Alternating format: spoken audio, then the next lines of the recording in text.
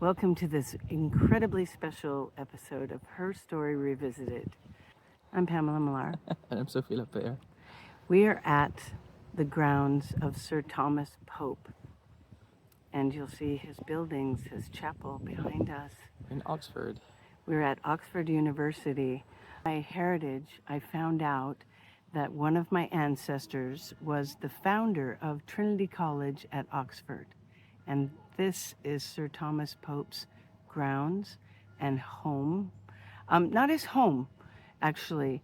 Under King Henry VIII, he was appointed treasurer and guardian of the lands under Henry VIII. And later he went on to, because he was guardian of Henry's daughter Elizabeth, and she became queen, he was privy counselor to Queen Mary, Bloody Mary. The thing that was extraordinary about this man was he created the first divinity college, Right. and that's here. Right behind us. Right behind us. This is the chapel. Right. And Where he's actually buried there. Right. With his wife, Elizabeth. And his dog. And his dog. Apparently. And the thing that was extraordinary for us was to find this ancestor and realize that he was the first to create an interfaith school. And because it's a divinity college, Harvard Divinity was based on what happened here at Oxford. Right. And it was meant to be interfaith because Henry chose to take all of the Catholic lands and nullify the Pope. Well, this was under Henry VIII decided you either convert to the Anglican Church, or you leave, or we kill you. So he created the Anglican Church, which is like Catholic light with no Pope, essentially, because he wanted to be king. Right. I'm Pope, and the Pope is somehow more powerful than me. How is that possible when I'm Reginus Maximus and whatever? And so he also realized the Catholic Church, this is really interesting about Henry. They don't talk about this a lot, but Henry VIII the Catholic Church was not going to allow him to divorce Catherine of Aragon. Right. And he was so mad about not being able to divorce that he killed her. Actually, it was Anne Boleyn. It was easier to dispose of her. Then when he realized that he could just Divorce, actually, yeah. Instead of divorcing, just kill them. It became a fad for him. So we hear all these monstrosities about the Tower of London. And that's another one of my ancestors. Martin Hammond in 1542 was actually constable of the Tower of London under King Henry VIII. And Sir Thomas Pope was the great diplomat. He was a Catholic, very, very adherent, he's very pious Catholic. And Henry nullified Catholicism. So he was doing this delicate diplomacy dance. That's the thing. My question when you mentioned it is, how could he have created, Trinity Church, the college, at a time where everything Catholic basically was stolen, and I'm assuming the monks that lived in all these places, there was a lot of property and a lot of churches and a lot of places like that were basically taken over. Do you think the monks were killed? No, I don't think so. I think they probably sent them back to France or wherever they came from at the time, or other places that would receive them. Maybe they came from here. They were probably born in the or monastery. Or converted. But a lot of what happened is they took churches. It was not just during Henry VIII.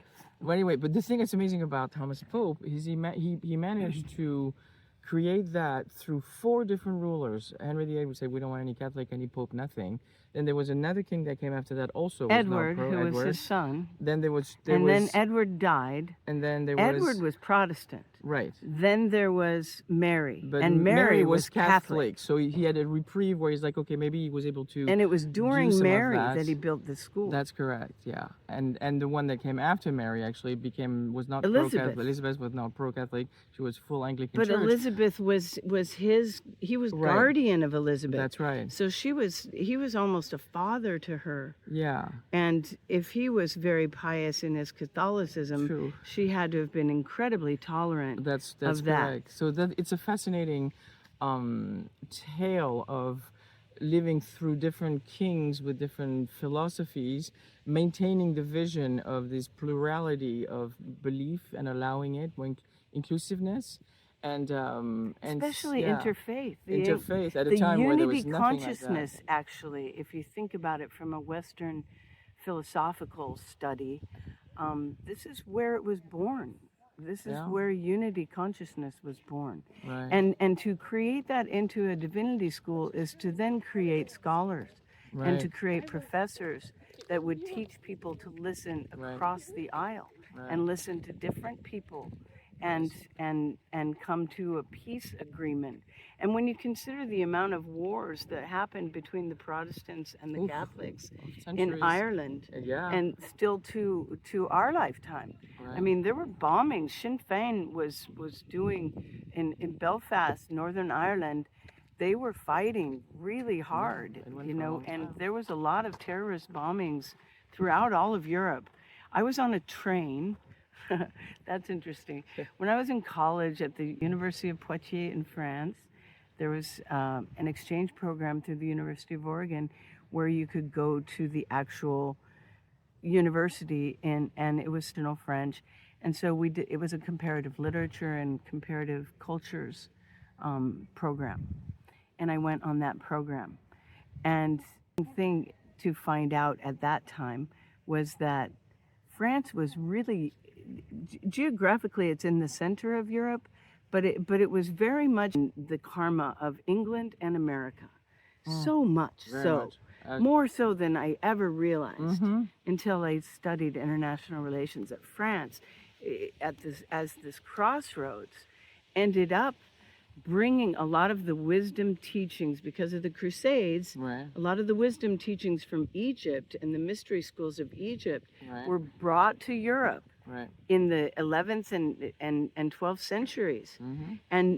And France really set up the banking system, The legal system, the the legal banking system. Yes, I mean, most of Western Europe. even The through parliamentary commerce. system was a little bit adjacent, Yeah, but Napoleonic Code is what Oh, rules America that's even true. today. That's true. So, That's true. this foundational place, this church, and this man who became a knight. When we talk about the Knights of the Round Table, and that was in the 11th century, Mm-hmm. Arthur and in Wales. And if you think of the royal family today, the royal family today is still that same root. Yeah, very much so. From the same with the Scots and the Welsh, and they're all interblended into what is the United Kingdom. Right. And that's very interesting too, that you would take Western thought, literally the naissance of the birth. Enlightenment, Yeah, the birth of enlightenment. because we had come out of what they called the Dark Ages, Yeah. you know, in the 15th century. Mm-hmm. So the 16th century, even though Henry was brutal and there were all these horrible Queen Mary, Bloody Mary, and the Tower of London and the Rack, and so many horrors that happened through the ignorance. The school that's created here and the school that is about looking across consciousness, across worldviews, Yes, and finding a common way that's correct. that I and my brother are one. Yeah. The Beyond any Universal ism. Declaration of Human Rights, the Magna Carta, Mm-hmm. actually. Well, the Magna Carta was several centuries before this school, Mm-hmm. in the 12th century. Yeah. And so if you think about what it meant to really lay a foundation for humanity and the humanities, that was born here at Oxford. I had a man in our hotel this morning boast to us that Lincoln College is 200 years older than Oxford's Trinity College. Okay. And he reminded me that Oxford itself represents 39 Colleges, yes. most of them Right. hundreds of years old, For sure. just like For Trinity sure. College here with Right. Sir Thomas Pope and his wife Elizabeth. Yeah. The other thing that I think is interesting is that my ancestry, I could not figure out, am I really related genetically to this guy or not? Because it looks like he didn't have any children. Correct. And and he and Margaret, his first wife. And then I realized, it took me almost 3 years to figure out that his daughter, Alice Pope, wasn't his daughter, it was Elizabeth's daughter, and she was his second wife, and he adopted her, Right. and to her was left Right. all of these lands. But she ended up marrying Edward Love, and their daughter, Mary Love, It's related to you. Brewster Gildersleeve, Okay. was on the Mayflower. Ooh. And so was a family ancestor we all had, Stephen Hopkins, who descended from, Stephen Hopkins came from Grandma Miller's line. Okay. And Sir Thomas Pope came from my mom, from Okay. Grandpa Hibbard. Okay.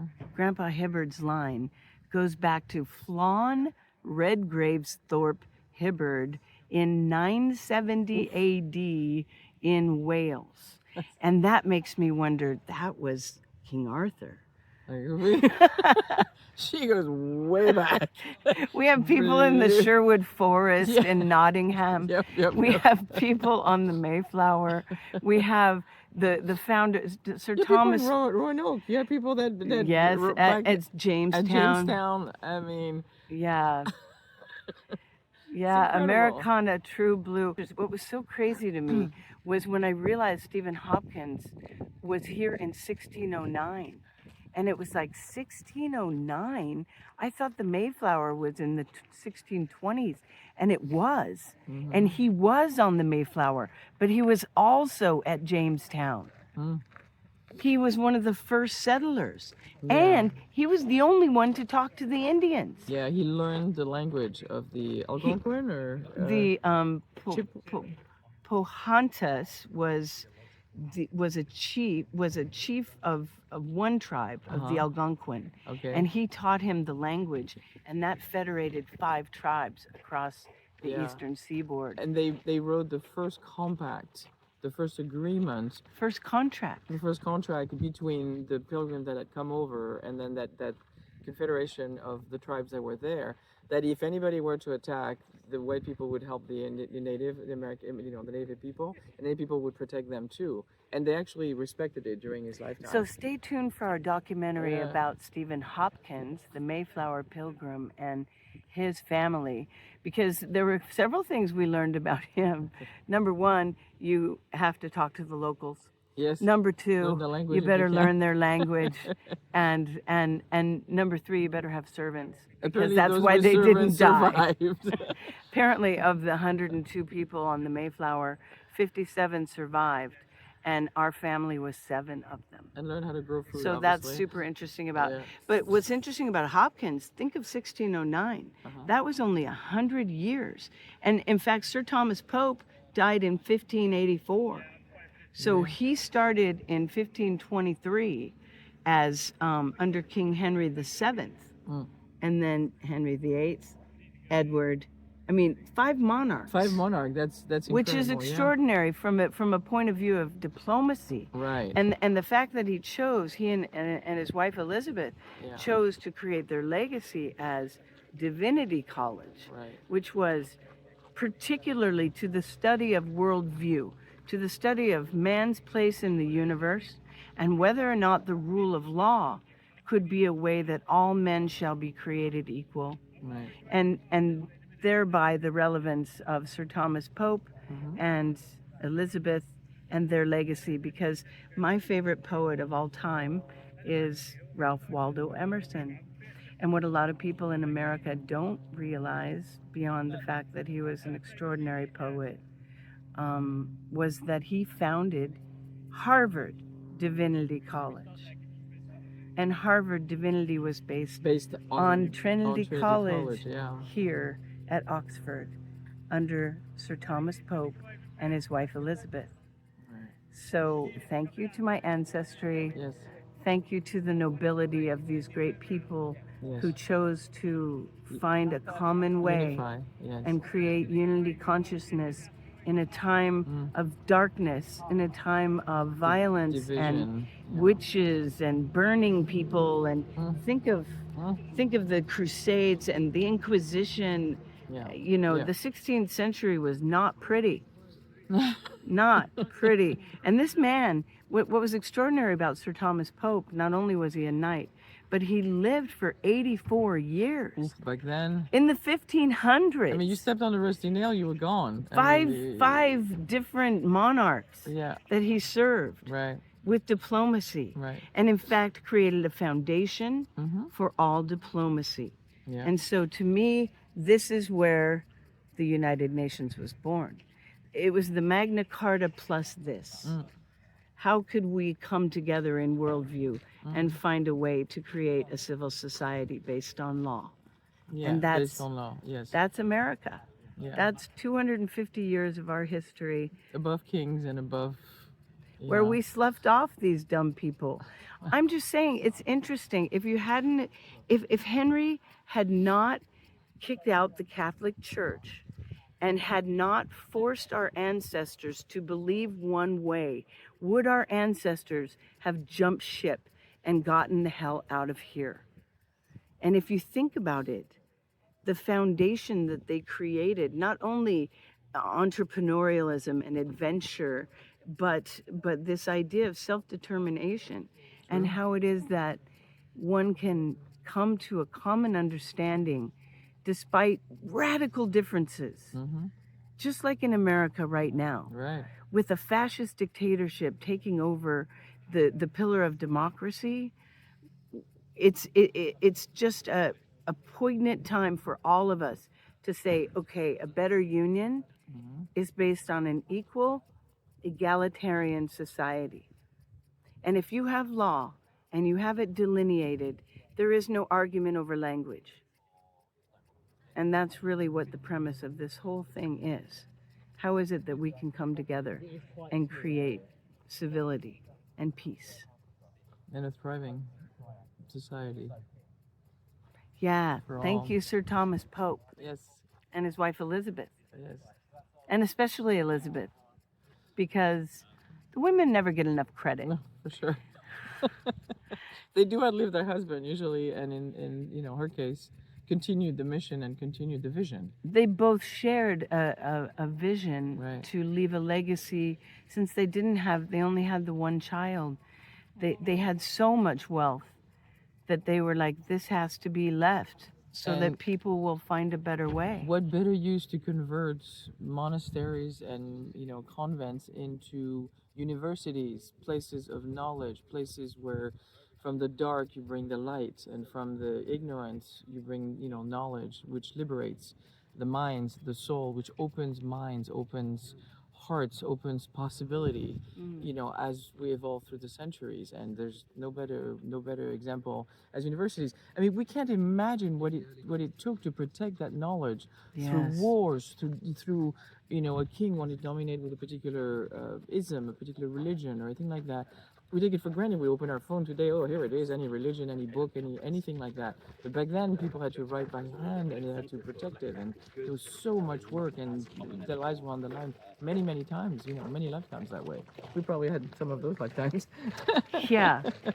But Sophie has a book in her apartment that is from 1537. And what a lot of people don't realize is that the Gutenberg press wasn't until 1529, I think. And the very first books that were ever printed They were were Bibles. Bibles. Yeah. And so if you consider knowledge and books Right. and how sacred they were, That's right. how important the idea of a library itself Yeah. was born here at Yeah. Oxford University. This idea of preserving Yeah. knowledge, the Sorbonne Yeah. and Oxford. And the sharing of it, obviously. It was more than a legacy for the country of England. It was the legacy of thought. But think about it, universities are melting pots of young minds from all over the world, because they don't just go to university in their own country, they travel to these other universities. So universities are by themselves United Nations. They're by themselves a Gathering. like a water hole, a watering hole where nobody fights, because this is where we intake new information, we intake new ideas, we intake new possibilities, and then we blend them and we create something better. And every generation builds on top of the one that came before. So they're naturally built that way for that purpose. Hold on. So the best part about Sir Thomas Pope is that if you're going to leave a legacy behind, it should be one of opening minds. And schools are created for that particular purpose, to be able to think differently. So I started thinking, what was it that they were teaching 500 years ago? And I read Sir Thomas Pope's book, The Life of Sir Thomas Pope. I actually found it on Amazon 500 years ago. Anyway, he is the main teacher for the future Queen, Elizabeth.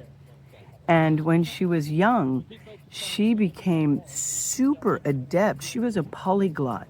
She could speak fluent Latin, fluent Greek, fluent Italian, and fluent French. French, which were the language of the Just time. that. I mean, think of law, a young science, girl. everything, yeah. She was only 12 or 13 years old The Queen needs to become a polyglot like that before you become queen. Right. I think they also studied Russian. But anyway, most of her study had to do with the Greek classics. Homer. She was fluent in all of Socrates' teachings. Socrates and Aristotle both were professors. Yeah. And Plato was one of their students. There were not very many scholarly teachings.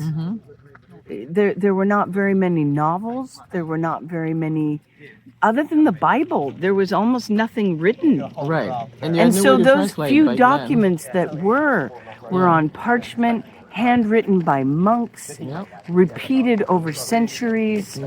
I mean, those books are so sacred that you literally could not find access to information. That's right. Without those books.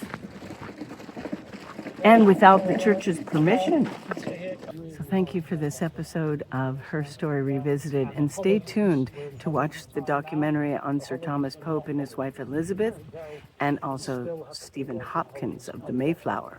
All right, be well. Bye. Thank you for spending time with us on Her Story Revisited. If you enjoyed today's episode, follow the show, share it with someone else, and please subscribe. It really helps more people discover the podcast and the channel. Until the next time, stay curious, keep asking questions, and we'll see you soon.